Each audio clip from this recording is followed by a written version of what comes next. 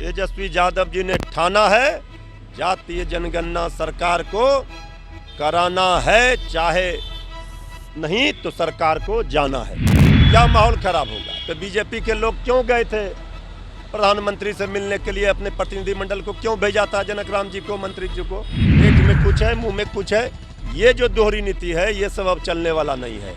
अब जब पता चलेगा, जब यहाँ से पैदल मार्च होगा तो दिल्ली की सरकार का तख्ता भी हिलेगा। जातीय जनगणना के मुद्दे को लेकर एक बार फिर से बिहार की सियासत तेज हो गई है, जहां मुख्यमंत्री नीतीश कुमार ने इस बात को कहा कि कोविड को लेकर और कई ऐसी समस्याएं हैं, उसको लेकर जातीय जनगणना का ऑल पार्टी मीटिंग नहीं हो रहा है। लेकिन तेजस्वी यादव ने साफ तौर पर ऐलान कर दिया कि अब हमारे पास कोई चारा नहीं बच गया है और अब हम सड़कों पर उतरेंगे और बिहार से दिल्ली पैदल यात्रा करेंगे। बात करते हैं आरजेडी प्रवक्ता मृत्युंजय तिवारी हैं हमारे साथ।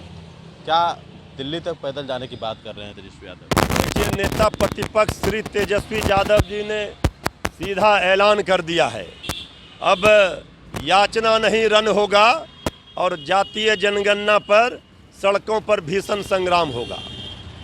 पैदल ही पटना से लेकर दिल्ली तक जाना होगा। अब तो सरकार में बैठे लोगों को ये बात अच्छी तरह से समझ लेना चाहिए कि इस मामले में टाल मटोल और बहानेबाजी जो चल रही है वो अब नहीं चलेगा। मुकेश सहनी ने आप लोग का समर्थन, सभी लोगों ने समर्थन किया है। सर्वदलीय प्रस्ताव पारित है विधानमंडल से, सर्वदलीय प्रतिनिधिमंडल जाकर मिला है आदरणीय प्रधानमंत्री जी से। तो इसलिए अब तो इस मामले पर कहीं कोई कंप्रोमाइज का सवाल नहीं है। इस मुद्दे को छोड़ने वाले नहीं हैं। तेजस्वी यादव जी ने ही संज्ञान लिया था, पहल की थी, तब सरकार जागी थी। यहाँ से फिर सब लोग गए थे आदरणीय मुख्यमंत्री जी के नेतृत्व में। आदरणीय मुख्यमंत्री नीतीश कुमार जी ने भी कहा कि हम लोग तेजस्वी जी के कहने पर इन्होंने इस मुद्दे को उठाया है, सब लोग आए हैं। आदरणीय नीतीश कुमार जी क्यों लाचार हैं, बेबस हैं, मजबूर हैं, ये समझ में नहीं आ रहा है। उन्होंने कहा था कि हम बहुत जल्द इसको सरकार, बिहार सरकार अपने खर्चे से कराएगी, वो भी फिर भूल जा रहे हैं।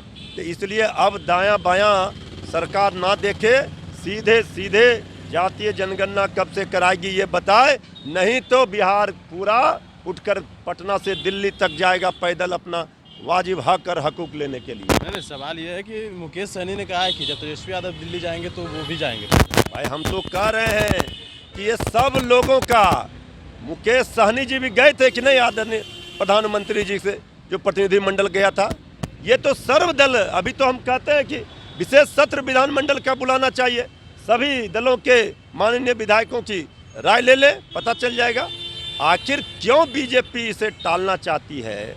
मंशा ठीक नहीं है कराने की, इसलिए इसमें कहीं कोई कंप्रोमाइज का सवाल नहीं उठता है।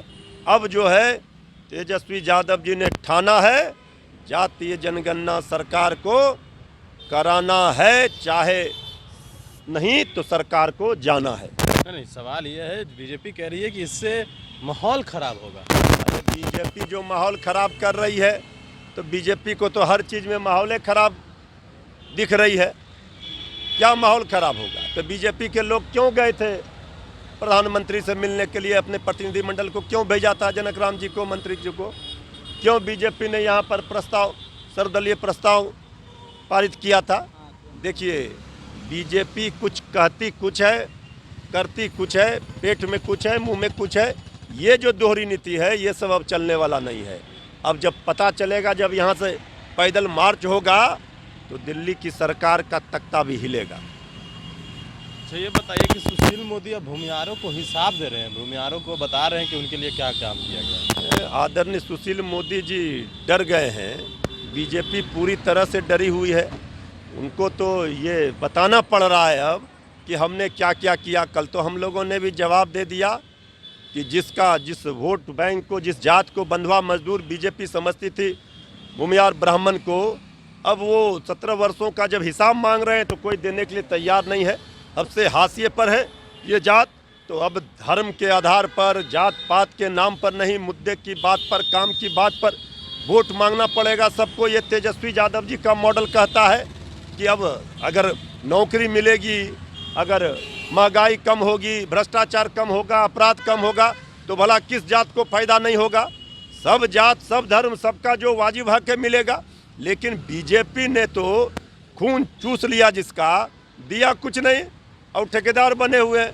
अब ये समाज जब जगा है तो बीजेपी की बेचैनी बढ़ी है कि जो तेजस्वी यादव जी, तो सर्वमान्य सभी जात सभी धर्म के लोग उनके साथ खड़े हैं, उनके मॉडल को पसंद कर रहे हैं।